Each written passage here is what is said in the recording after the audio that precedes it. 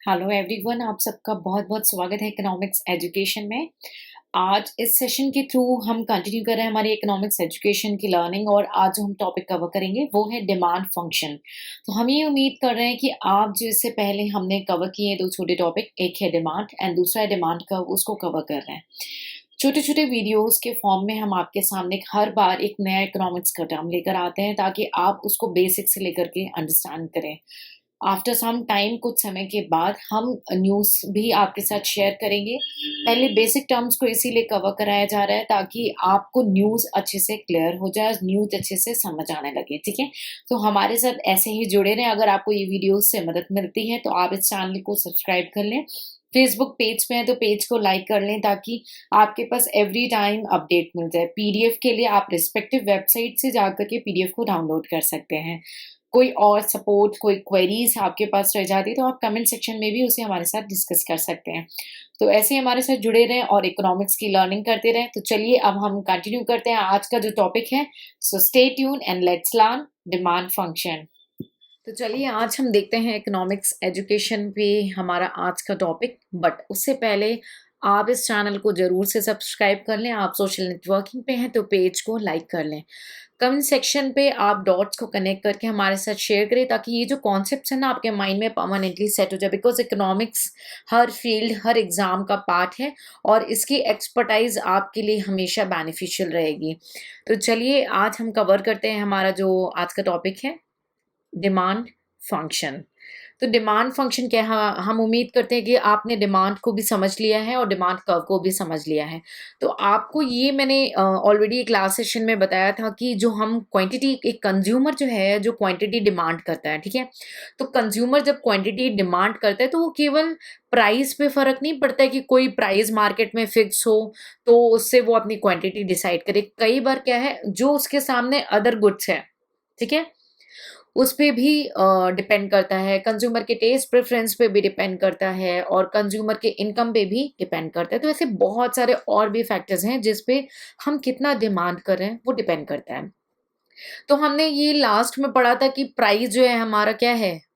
Independent है, आज़ाद है और क्वांटिटी क्या है? डिपेंडेंट है। यही वजह है कि क्वांटिटी डिपेंडेंट है। तो अभी तो हमने थ्योरेटिकल समझा, डिमांड कर्व के थ्रू हमने उसे ग्राफ में समझा। अब डिमांड फंक्शन के थ्रू हम उसे एक फॉर्मूले के फॉर्म में अंडरस्टैंड करेंगे, ठीक है? तो डिमांड फंक्शन क्या है? ये एक न्यूमेरिकल फॉर्मूले फॉर्म में आपको ये रिप्रेजेंट कराता है ये कि जो हमारा क्वांटिटी डिमांड है हो रहा है ना, वो डिपेंडेंट है।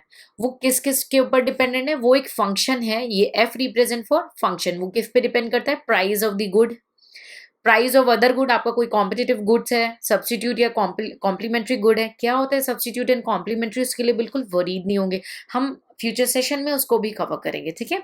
और उसके बाद क्या आपकी इनकम कितनी है, नॉर्मल गुड है, इंफीरियर गुड है, कैसा है? उसके बाद और भी बहुत सारे फैक्टर्स हैं जो आपके डिमांड को इम्पैक्ट करते हैं। तो ये फंक्शन है ना, ये आपको मदद करेगा फॉर्मूले फॉर्म में समझाने के लिए कि जो आप क्वांटिटी परचेज करने जा रहे हैं ना, मार्केट में जो क्वांटिटी डिमांड करने जा रहे हैं, वो और भी कई चीज़ों पे डिपेंड करती है, ठीक है? तो ये फंक्शन कहता क्या है कि अगर प्राइस है अदर गुड्स का, कंज्यूमर की खुद की इनकम यानी आय और उसका खुद का टेस्ट और प्रेफ़रेंस अनचेंज हो जाए, चेंज नहीं हो, सारी चीज़ें फिक्स्ड हो जाए, तो जो अमाउंट है ना गुड्स का, ठीक है? वो कंज़्यूमर ऑप्टिमली यानी अपने लिए तो मैक्सिमम चूज़ करेगा, वो टोटली डिपेंड करता है किस पे? प्राइस पे। यानी कि जब भी आप मार्केट में कुछ भी परचेज़ करने गए तो सारे फैक्टर्स कांस्टेंट यानी फिक्स्ड हैं, वो चेंज नहीं होंगे। ये माना गया है, ये अज़म्पशन है, ठीक है? कि प्राइस भी दूसरे गुड का ठीक है, फिक्स्ड है।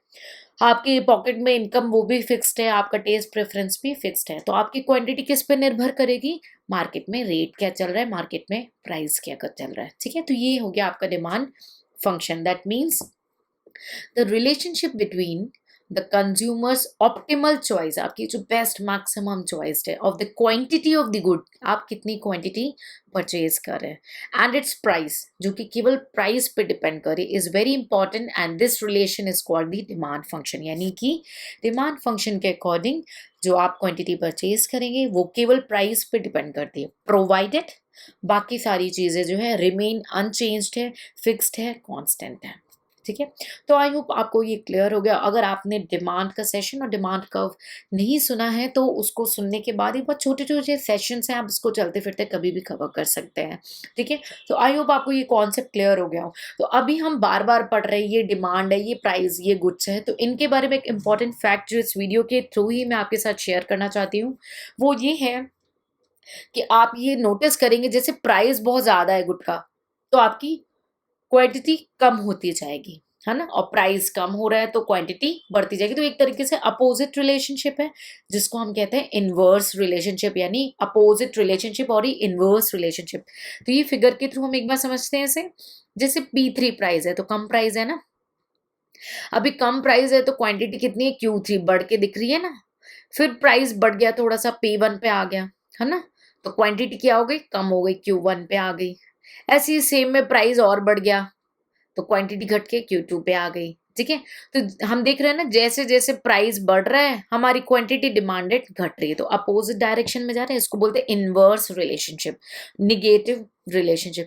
यानी डिमांड में अगर हमने बाकी सारी चीज़ों को कांस्टेंट माना है ना, तो आपके प्राइस और क्वांटिटी में इनवर्स रिलेशनशिप है। अब कैसे रटना पड़ेगा, नहीं, अब प्रैक्टिकली सोचो, आपकी जेब में 100 रुपए हैं, ठीक है, आप मार्केट में जा रहे हो, अभी 10 रुपए का एक प्रोडक्ट है तो आपने 10 खरीद ली, वही अगर 20 रुपए का है तो आपने 5 खरीदे, तो प्राइस बढ़ा, क्वांटिटी घट गई। Inverse relationship, negative relationship, opposite relationship, कई नाम से उसे बुलाया जाता है। ठीक है, तो इस फैक्ट को एक बार रीड कर लेते हैं हम।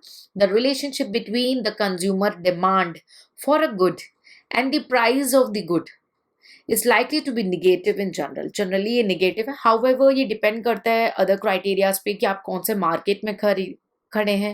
एप्पल के प्रोडक्ट्स के कुछ आदी होते हैं तो उनको जितना भी प्राइस हो वो खरीदेंगे, तो वो एक्सेप्शनल केसेस हो जाते हैं जिनको हम फ्यूचर में कवर करेंगे, लेकिन एक जनरल रूल क्या है, निगेटिव हो रहा है। ठीक है, the amount of good that the consumer would optimally choose is likely to increase when the price of the goods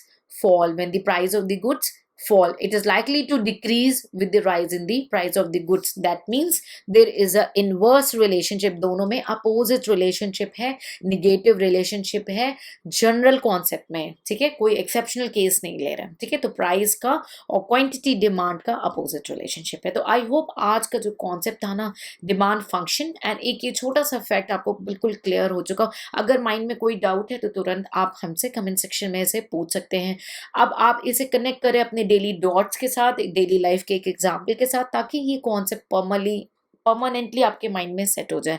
और आपसे एक रिक्वेस्ट करना चाहेंगे, अगर आपको इन वीडियोस से मदद मिलती है, आपको इनसे सपोर्ट मिल रहा है, कुछ भी सीखने को मिल रहा है, आपको लग रहा है कि 1% भी आपका वैल्यू एडिशन है ना, तो आप प्लीज़ इस वीडियो को लाइक ज़रूर करेंगे, कमेंट सेक्शन में अपने ओपिनियन देंगे। प्लीज़ जब तक आप बताएंगे नहीं कि आपको इससे कितनी मदद मिल रही है या कैसी मदद मिल रही है, हम आपके लिए और वैल्यू एडेड मटेरियल और वैल्यू एडेड नॉलेज नहीं ला पाएंगे। तो प्लीज़ कमेंट सेक्शन में ज़रूर शेयर करें, और अगर आपको वीडियो पसंद आए तो इसे शेयर जरूर करेंगे। हमारे साथ ऐसे ही जुड़े रहें, ऐसे ही छोटे छोटे वीडियोस में भी आपको पता नहीं चलेगा कि किस दिन हम आपको इकोनॉमिक्स के एक्सपर्ट बना के चले गए। हमारे साथ ऐसे ही जुड़े रहें। मिलेंगे नेक्स्ट सेशन में एक नए टॉपिक के साथ। Till then take care, bye bye.